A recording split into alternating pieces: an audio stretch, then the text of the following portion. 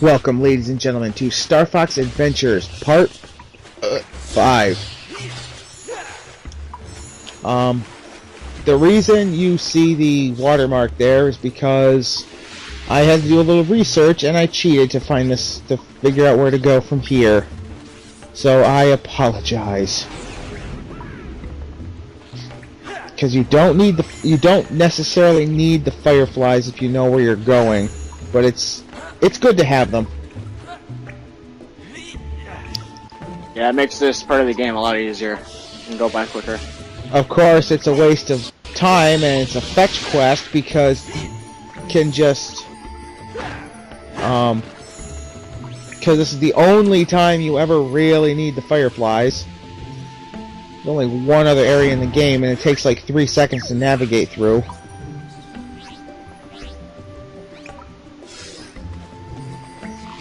Those red mushrooms can get really annoying, by the way, too. Yeah, you'll see that in like 3 minutes, about a minute from now.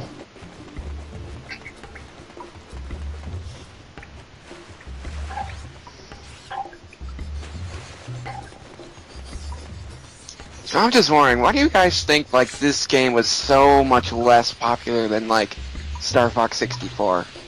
Because they tried something new.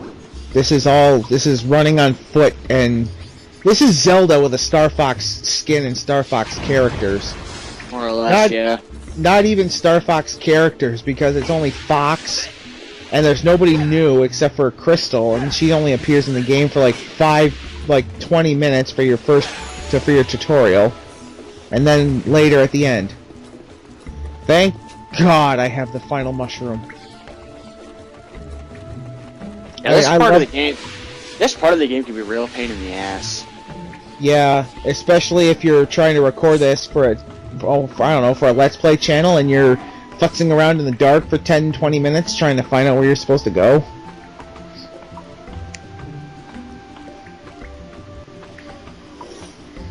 You know, this is also the, you could say this is the opposite of Mario, because in Mario the red mushrooms make you bigger. In this one, they try and kill you. Well, there were mushrooms in Mario Lost levels that tried to kill you. Yeah, they were gray, purple poison mushrooms. The control. Especially on these thin platforms like these. Yeah. I mean, I was using an actual GameCube controller, the one that would come with the GameCube. It wasn't like I was using a modified special one with a turbo booster. I was using an actual regular controller. I love the GameCube controllers. I think they're one of the best controllers out there. Yeah, they're the most comfortable controller ever. Yeah. Although I will say the N64 controller was pretty nice, even though I never truly learned how I never truly used it correctly. I never truly used it correctly either, because back then I wasn't really much of a gamer. I didn't really adventure much. All I would play was Mario Kart 64 and Mario 64. So I never even held the left side of the controller. Oh no, I mean I always held it by its wings. I never really held it by the dick coming out of the middle of it. I held it by the middle part. I always held it by the wings. Thank you, Fox. Thank you for saving my son. Hey, you think this is the world that Land Before Time is recorded on? Okay, enough of the thanks. No, I need And Thorntail Hollow could be the Great Valley? What's going on? This is all I never thought about that. I mean, this could be Sarah, all grown up. But the Land Before Time was on our Earth. We have always been able to Oh, ruin my fun, why don't ya? But it just makes your thing highly illogical. Unless It's there a was game with an anthropomorphic talking Such fox. a mess. Yeah, but unless there's gonna be another Land Before Time movie, which would be like, what, 14? About aliens and Sarah stayed on that planet? I don't even think there's 14 movies. I think there's only like 3 or 4. There's way more than you But think. there's like direct-to-TV movies. They're only like half an hour long or so. There's way more than you think. Are they even still making Land Before Time movies? I don't think so. There used to be a Land Before Time TV series, but that's gone too. What? Yeah. You know, it's a good. First of all, it's a good thing this is about Land Before Time is about dinosaurs because we're kind of staying on topic. But yeah, can I just say that Land Before Time 1 actually scared me as a kid?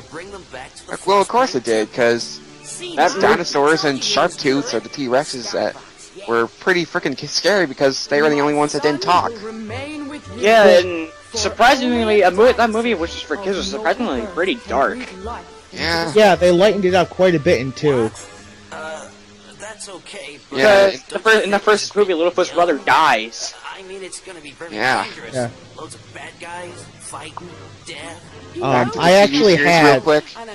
I had all of the movies, and then I had the sing-along songs VHS tape, which I loved to death. I don't know what happened to it by now. I had a few of the VHSs, and I still love the Land Before Time movies. They were really good. Straight back to mommy. Okay, yeah. Good. And what did you want to say about the TV series? Oh yeah, back to the TV series. What was the name of the little sharp tooth or T-Rex that Chomper. Littlefoot? Chomper, yeah. In the TV series, Chomper actually lived with them. And the only reason how is because his parents agreed to let 2 friendly dinosaurs look after him. Huh. I do love the songs. They were better on the. They were It's like they put more effort into making them sound better on the sing-along songs VHS. StarFox, where we talk about the Land Before Time. Hey, we're on Dinosaur Planet, okay? It makes sense. If we really wanted to get off topic, we'd be talking about Yoshi. Well, Yoshi is a dinosaur. But he's not a type of dinosaur that's seen here. We don't. I want to know those fuel cells, because I just remember what they're called.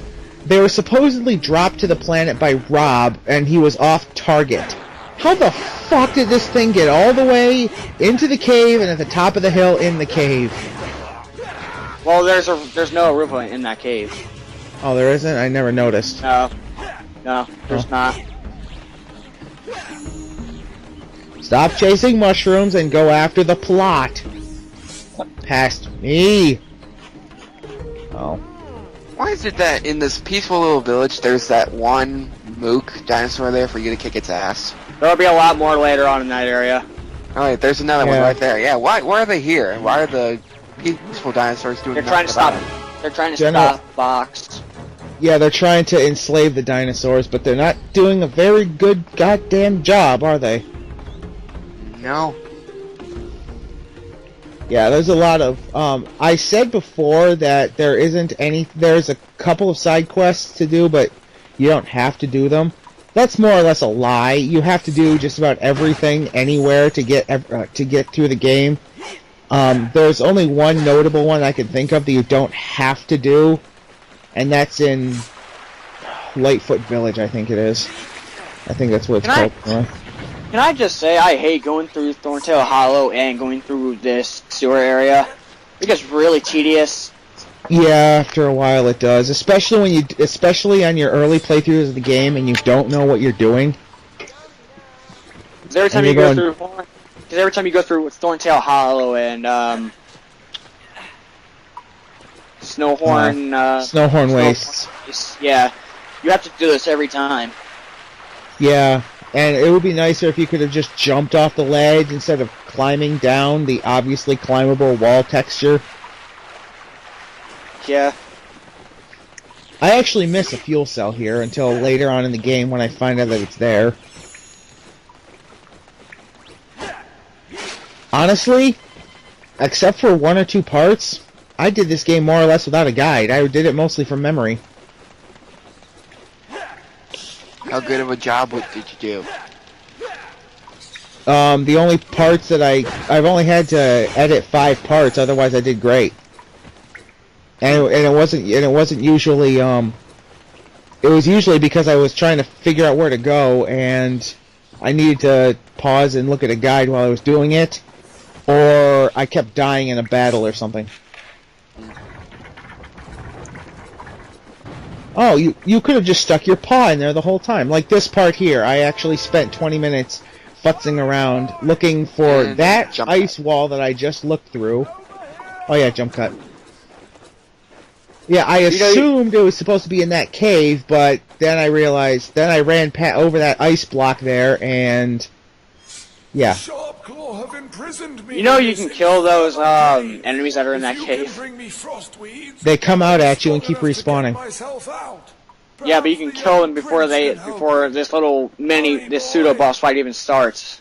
Oh. It's more like a battle of attrition. Keep fighting and get those things for him to eat to get his strength up. Yeah.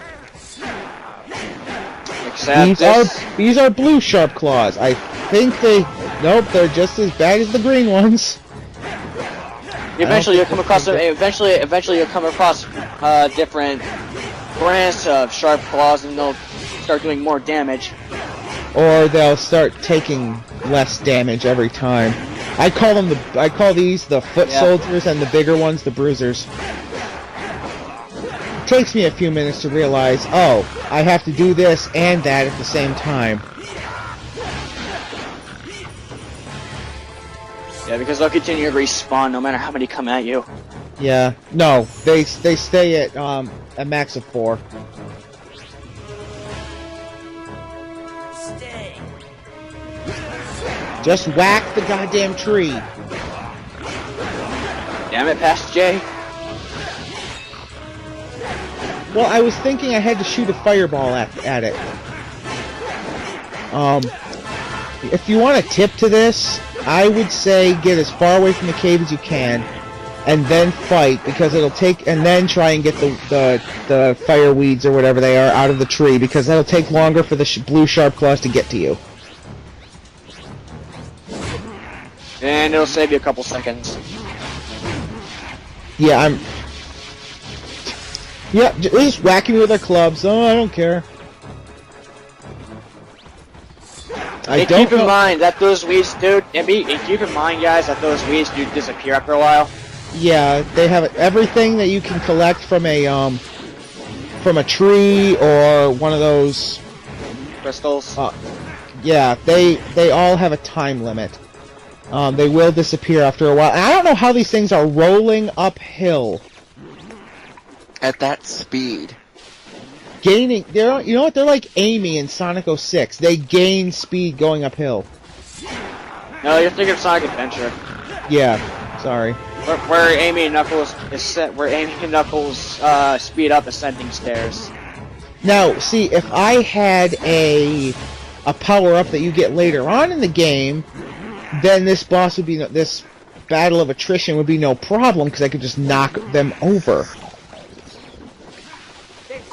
Yeah, you just have to get them. You talk about the power up that gives you pretty much a mini earthquake. Yeah, the ground slam. I can't remember if that's what. I can't remember what it's called. It's been what, a month since I uploaded these parts, and we just dated the Let's Play, or at least the recording. You only need to feed. You only need to get 3, I believe, into this guy's horn. You know, it's early game, so they're not going to make you do something too strenuous. There is a day and night cycle, but it's mostly for show. There's nothing. There's no. Yeah, it doesn't really affect. There's anything. no changes. It just changes your sight. It reminds me of a certain other game that does that. Pokemon? Game. Ocarina of Time. Oh yeah. No, that actually affects stuff. That's the one with the 3-day time limit, right? No, that's Majora's Mask. Oh. Majora's Mask is like My Little Pony Equestria Girls 3-day time limit. Now, no matter what, no matter how many Sharp Claw you have around, you'll automatically win as soon as he gets the 3rd thing. My mother sent us to find you. Well, I am Yeah, man. The day and night cycle actually affects stuff in Ocarina of Time. Oh. Like you can't get into Hyrule Village if it's at night because the drawbridge will be up and stuff. It affects a couple other things too. There are a few fuel cells in a behind a cage-like door in that pit that he was trapped in, but I don't know how to get to him. Yeah, I have never been able to figure out how to get back there. There's a couple of them in the Thorntail store area too, back in Thorntail Hollow, but I can't figure how to get to them either. Refused to help. My daughter did not think this way, and so to save the tribe, Traitorous bitch. way herself. Scales did not destroy Wow. my tribe. He enslaved them instead. I will admit, My daughter the dishonored. story is actually pretty good, in my own opinion. I don't know how you guys feel about it. What was that? I said the story in this game is pretty good. I don't know how you guys feel about it, though. Only then will That was I never alright. played the game, so I wouldn't really know the story. It was alright. open the gateway. I won't say that, Assault was any better, though. I don't like Assault as much. Shut up, Slippy. Yeah, that's why I hurried up and... Yeah, Right, see, honestly, whacking I- things doesn't actually help. I kind of do find Slippy's voice in this game a little bit annoying. Slippy here! Got yourself stuck again? Isn't that kind of the point, though? Um, He's the annoying character. he's a stupid one. I mean, back in 64, there was this part where we're fighting a boss in space, and he's like, I'll take care of it, Fox, don't worry about it! And he gets into the boss's face, who then bitch slaps his R-Wing and sends him tumbling to a planet, which is one of the hardest planets in the game. Nice going, Slippy. I mean, not even 5 seconds into StarFox 64, and he's like, Fox, get these guys off me! And yet he somehow ends up with a girlfriend and children. Slippy actually has children. Yeah, later, much later down the line. It's not in any of the games. It's well, it's in StarFox Assault. In one of the in one of the possible endings to the game, because there's like 10, 12 different storylines and 12 different endings you can do. But no, it's not as bad as Shadow. It doesn't have Shadow the Hedgehog syndrome with the stories. Dumbass has an S in it. So does Slippy. Coincidence? I think not. Shadow the Hedgehog has an S in it, so does Slippy. I mean, in one of the possible endings to Command, which is the DS game, Fox and Crystal end up married.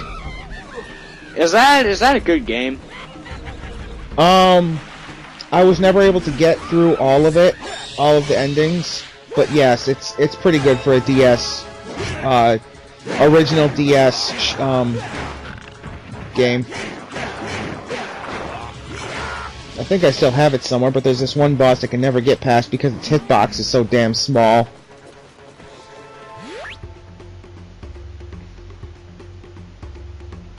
Yay! Because somehow you collect all the fuel cells you need, and then after you go to the new place for the first time, you don't need the fuel cells anymore. It's to extend gameplay.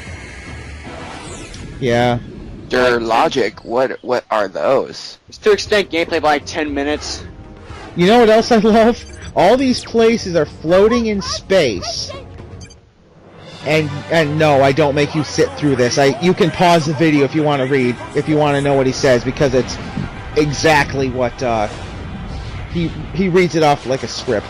I love how these places are all floating in space, but you can't see them from Thorntail Hollow. Yeah. Also, this is like a Lego game. Shoot everything for the best score. Collect the gold rings. Each area to go to is different. Has a different amount of gold rings you need to collect. There's always 10 gold rings though. There's gonna be a point in the game where you're gonna need to collect all 10 too. That is to get to Dragon last Force area. Rock. Yeah, the last area of the game. Yep. This is the only time you're in the R-Wing. And Well, and after it- that, and- nothing else. Oh, and on Dragon Force Rock. No, you're not in the R-Wing there. You're flying on the back of a Pteranodon. Oh yeah. Matt and Jake will remember that because I was raging while they were doing something else, trying to beat that part of the level. Yeah. Safe for you to land. Slippy out. Huzzah! High score. I just don't. How does that make sense? Fly through gold rings and you're automatically safe to land. I have no idea. Something about a force field.